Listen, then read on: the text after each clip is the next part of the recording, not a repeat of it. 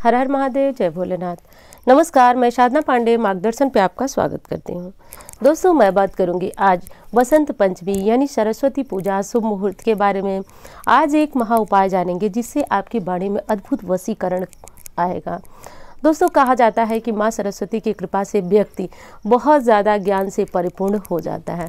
और कल माँ सरस्वती का प्राकट्योत्सव है, उनका जन्मदिन है। तो ऐसे शुभ मौके पे सिर्फ बच्चे ही नहीं बल्कि हम बड़ों को भी माँ सरस्वती की विशेष आराधना साधना करनी चाहिए।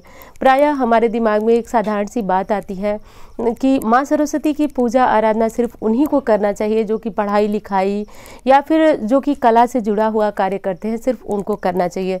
लेकिन आज के जीवन में हम सभी को आवश्यकता है माँ सरस्वती की पूजा आराधना साधना करने की। तो होता यह है कि इससे आपकी वाणी में एक अद्भुत वशीकरण आता है, जो उपाय मैं आपको बताने वाली हूँ। और यदि आपने अच्छी तरह से इस उपाय को मात्र कर लिया तो ये उपाय आपका पूरे वर्ष तक आपका साथ देगा। दोस्तों, कहा जाता है कि जिह्वा में सरस्वती का आगमन होता है। कुछ लोगों को तो आपने यहाँ तक सुना होगा कि उनकी जिह्वा में सरस्वती का वास है, ऐसा लोगों को कहते हुए आपने भी सुना होगा।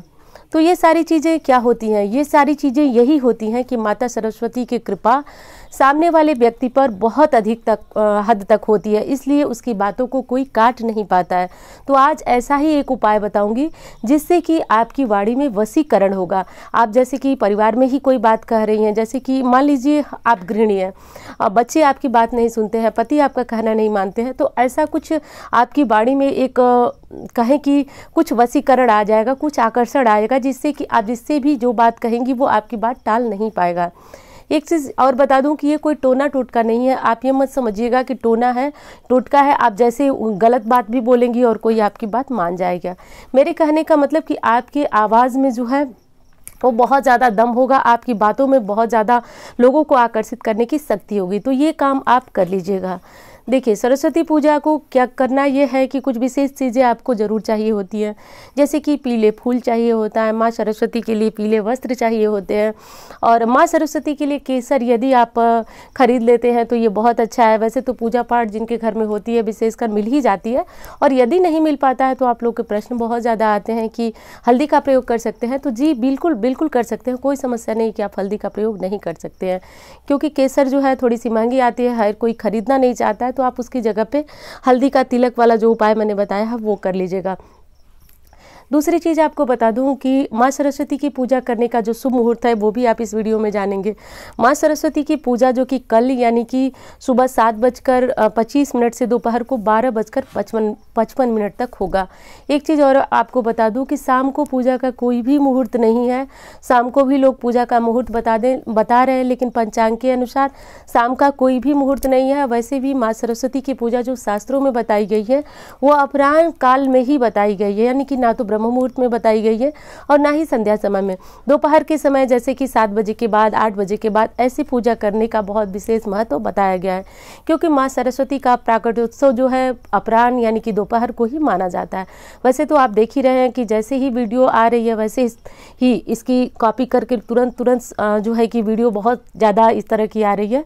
तो मुझे उससे कोई दिक्कत नहीं है, कॉपी करे लोग, लेकिन उसमें जो है कि गलत जानकारियां भी बहुत तरीके की दी जा रही हैं, तो उसको भी आपको समझना होगा। वो जानकारी आप सुन करके और मुझसे पूछते हैं, प्रश्न करते हैं, तो ये चीज़ें मेरे लिए थोड़ी सी कठिन हो जाती हैं।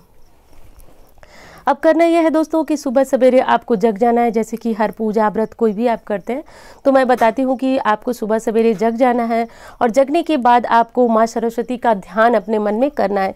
देखिए, लक्ष्मी पूजा का तो उपाय भी मैं आपको बहुत बताती हूँ।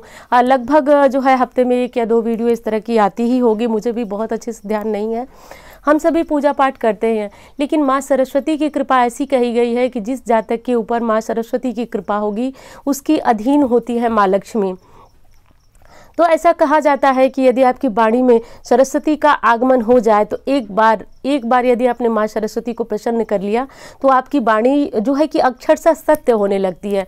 देखिए, पहले के लोगों को आपको समझाने की कोशिश कर रही हूँ, आप बताइएगा कि आपको कैसी लगी, समझ में आई या नहीं आई। देखिए, ऋषि महर्षि जो थे उनकी बोली गई वाणी सत्य हो जाती थी। वो किसी को आशीर्वाद या श्राप देते थे तो सत्य हो जाता था। ऐसा क्यों होता था?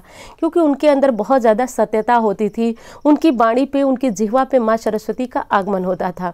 तो इस तरह के उपाय को करने के लिए आपको एक और चीज़ चाहिए, लौंग और इलायची। प्रायः जो देवी पूजन हम करते हैं उसमें जब भोग वगैरह लगा लेते हैं तो उसके बाद लौंग, इलायची पान के पत्ते पे, या फिर पान का पत्ता नहीं है तो इस तरह भी समर्पित करते हैं। तो ये सारी चीज़ें आप इकट्ठा कर लीजिए। फिर माँ सरस्वती की पूजा जो है, जिस विधि से मैंने पहले वाली वीडियो में विधि बताई है तो वो विधि आप देख सकते हैं। तो आपको पूजा करने में विशेष ये करना है कि माँ सरस्वती को आप आज के दिन पीले पुष्प जरूर अर्पित करें, पीले पुष्प अर्पित करें। और जब आपका भोग हो जाए, जैसे कि भोग बहुत जगह पे पीले चावल लगाए जाते हैं, तो जो भी हो, बस पीला कोई भी वस्तु आप घर में बना लें तो वो चीज़ भोग में लगाएं। भोग लगाने के बाद आपको जो पीले फूल आप चढ़ाएं और लौंग और इलायची ज़रूर समर्पित करना है दोस्तों। और इसको आपकी पूजा के बाद ना तो चौकी को हटाना है, ना ही आपके द्वारा चढ़ाया गया लौंग और इलायची हटेगी, और ना ही पुष्प हटेगा। पुष्प आप शाम को हटा सकते हैं और चौकी जो है वो अगली सुबह, यानी कि 5 तारीख को आप पूजा करेंगे तो 6 तारीख की सुबह जो है ये चौकी आप हटाएंगे। हटाने के बाद जो है दोस्तों, आपको ये सारी सामग्री क्या करना है वो मैं बताती हूँ। पहले मैं बात करूँगी कि आपको मंत्र कौन सा जपना है। तो जैसा कि आप सभी जानते होंगे कि सबसे बड़ा जो देवी देवता होते हैं उनके बीज मंत्रों को हमारे शास्त्रों में बहुत ज़्यादा महत्व दिया गया है। तो बीज मंत्र क्या होता है? ऐम होता है। तो लिखना मैं आज फिर भूल गई हूँ, क्षमा कीजिएगा। डिस्क्रिप्शन में मैं डाल दूँगी, एक बार डिस्क्रिप्शन चेक करना मत भूलिएगा। तो ऐम होता है, सबसे बड़ा जो देवता का होता है वो बीज मंत्र होता है। तो आज के दिन इस बीज मंत्र का बहुत बड़ा महत्व बताया गया है। यहाँ तक कहा गया है कि बीरबल की बुद्धि इतनी तीक्ष्ण थी, इतनी प्रबल थी, सिर्फ बीज मंत्र की उच्चारण करते रहने से।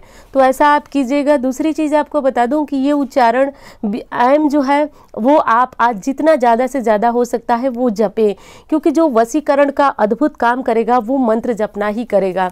तो ये काम ऐम, देखिए और सारे मंत्र यदि मैं आपको बताऊंगी तो बहुत बड़े हो जाएंगे। ऐम जो है वो बीज मंत्र, वैसे ही शास्त्रों में बहुत बड़ा इसका महत्व बताया गया है। किसी भी देवी देवता की बात मैं यहाँ कर रही हूँ। तो बीज मंत्र माँ सरस्वती का ऐम आप जितना हो सके जपते जाइए। और एक चीज़ और बताऊंगी कि यदि आप चाहते हैं कि सामने वाले आपकी बात नहीं काट पाए, आप जिससे जो कहें वो आपका मानने पे मजबूर हो जाए, तो अब आपको जो महा उपाय करना है वो सुनिए। करना यह है कि सबसे पहले तो लाल या पीला एक आसन ले लीजिए और आपका जो वस्त्र होना चाहिए वो लाल पीला होना चाहिए। ध्यान रखिए चूहे का कतरा वगैरह ये सब सारे कपड़े पूजा में प्रयोग नहीं होते हैं, तो आप इसको पहन के मत बैठिएगा। तो बैठने के बाद जो है माँ सरस्वती के बीज मंत्र का उच्चारण आपको करना है। तो वैसे तो आपको याद नहीं होगा, इसलिए आप माला का प्रयोग कर सकते हैं। माला पे आप जितनी ज़्यादा से ज़्यादा संख्या में, कम से कम जो है आप 5 माला जप सकते हैं, 10 माला जप सकते हैं, 11 माला जप सकते हैं। तो मेरे कहने का मतलब कि एक सीधा सा निचोड़ बताऊंगी कि जितना आप प्रयास करेंगे उतना अधिक जो है आपको देखने को मिलता ही है इसका असर। और एक चीज़ और बताऊंगी कि ये विफल हो जाए ये ऐसा हो नहीं सकता है। देखिए मैं इतने ज़्यादा विश्वास के साथ इसलिए कर रही हूँ कि हर बातें मैं आपको या हर व्यक्ति का नाम आपको वीडियो में नहीं बता सकती कि किसको किस तरह से फ़ायदा हुआ, लेकिन मैं विश्वास इतना दिला रही हूँ क्योंकि मैं जानती हूँ कि जब कोई चीज़ आप विश्वास रहित होकर करेंगे तो उसका फल आप पा ही नहीं सकते हैं। इसलिए मेरी पूरी कोशिश रहती है, मैं इतनी ज़्यादा आपको कोशिश करके बताती हूँ कि आपका विश्वास हो, क्योंकि विश्वास होगा तभी आप सफल होंगे। तो इसलिए समझिए इस बात को कि आपको जो बहुत पूरे प्रयास और मन के साथ पूरा जितना ज़्यादा से ज़्यादा आप 11,000 जप सकते हैं, 21,000 जप सकते हैं या 51,000 जप सकते हैं, तो मात्र एक दिन ये आराधना हम सभी को करना चाहिए। ज़रूर कीजिए आप मंत्र जपिए। और जो मैंने बताया कि पीला फूल और लौंग इलायची, तो अगले दिन आप इसको उठा लीजिए और ये पूछेंगे आप कि कितना ज़्यादा चढ़ाना है कितना कम चढ़ाना है, तो कोई संख्या नहीं है, आप 2 भी चढ़ा सकते हैं, 4 भी लौंग इलायची चढ़ा सकते हैं, तो जो आपको समझ में आए उतना चढ़ा लें। चढ़ाने के बाद आप इसको अगली सुबह पूरी रात्रि वही पड़े रहने दीजिए पूजा में। अगली सुबह इनको निकालकर पीले कपड़े में छोटी सी पोटली इनका बना लीजिए। अब इसको क्या करना है, ध्यान दीजिएगा।